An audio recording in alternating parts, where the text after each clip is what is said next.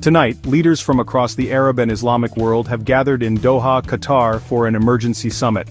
The atmosphere is tense as the stakes are incredibly high. The urgent meeting follows a dramatic escalation, an Israeli attack on Qatari soil.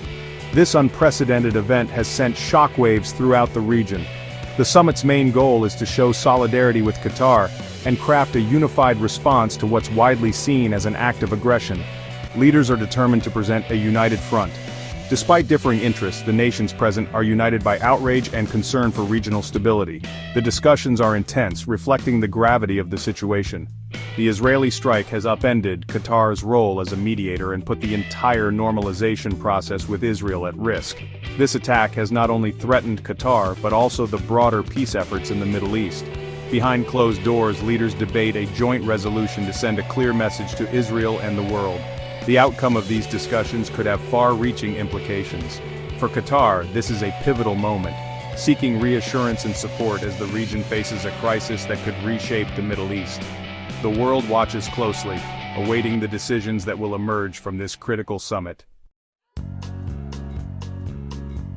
The emergency summit was called in response to a daring and controversial Israeli military operation that sent shockwaves through the region.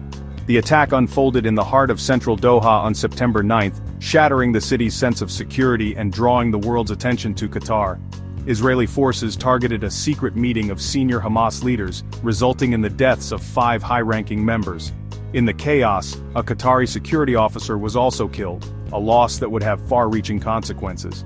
The death of a Qatari official transformed what might have been seen as a calculated strike into a direct violation of Qatar's sovereignty, igniting outrage among Qatari leaders and citizens alike. This attack comes against the backdrop of a devastating nearly 2-year war between Israel and Hamas. The conflict has already claimed tens of thousands of lives in Gaza, leaving entire neighborhoods in ruins and creating a humanitarian catastrophe. For years, Israel has pressured Qatar to expel Hamas leaders from its territory. By launching this strike in Doha, Israel signaled a new willingness to act unilaterally, regardless of the diplomatic risks or the potential for regional backlash. The killing of a Qatari official has made the crisis deeply personal for the host nation, fueling anger and grief, and pushing Qatar to take a much harder stance. The incident has also heightened anxieties among neighboring countries, who fear the conflict could spill across borders. Now, as delegates gather under heavy security, the attack has set the stage for a high-stakes diplomatic showdown. Qatar is demanding accountability, and the entire region is bracing for the possibility of an even wider conflict. In Doha, Arab and Islamic leaders have drafted a forceful resolution condemning Israel's attack as a threat to regional peace.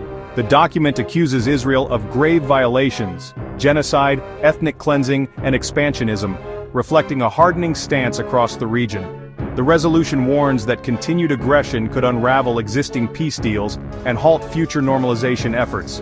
By speaking with one voice, the summit aims to isolate Israel diplomatically and signal that attacks on Arab states will not be tolerated.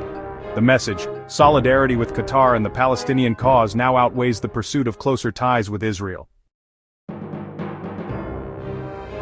The fallout has drawn swift reactions from global powers, each with their own strategic interests and concerns. The UAE, a key Abraham Accords signatory, condemned the attack and affirmed that Qatar's security is vital to the Gulf. They emphasized the need for regional stability and called for immediate de-escalation. Israel, led by Prime Minister Netanyahu, remains defiant, demanding Qatar expel Hamas or face further action. Netanyahu's government has reiterated its stance on zero tolerance towards terrorism. The U.S. is caught in the middle, condemning the strike but also supporting Israel's goal of eliminating Hamas. American diplomats are working tirelessly to balance their alliances and prevent further conflict. Qatar insists it will continue its mediation efforts despite the attack, but trust has been badly shaken. Qatari officials are urging all parties to return to the negotiating table. The crisis has complicated ceasefire talks and deepened mistrust between all parties. Diplomatic channels are strained, and the path to peace seems more elusive than ever. Regional diplomacy now hangs in the balance, with the risk of escalation growing. The international community watches closely, hoping for a resolution but preparing for the worst.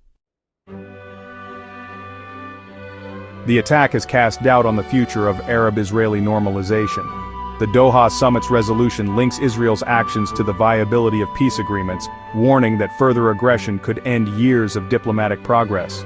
The UAE's public rebuke signals limits to its partnership with Israel and may prompt others to reconsider their ties.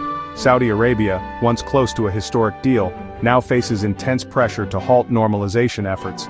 The region stands at a crossroads: pursue engagement with Israel or return to unified opposition.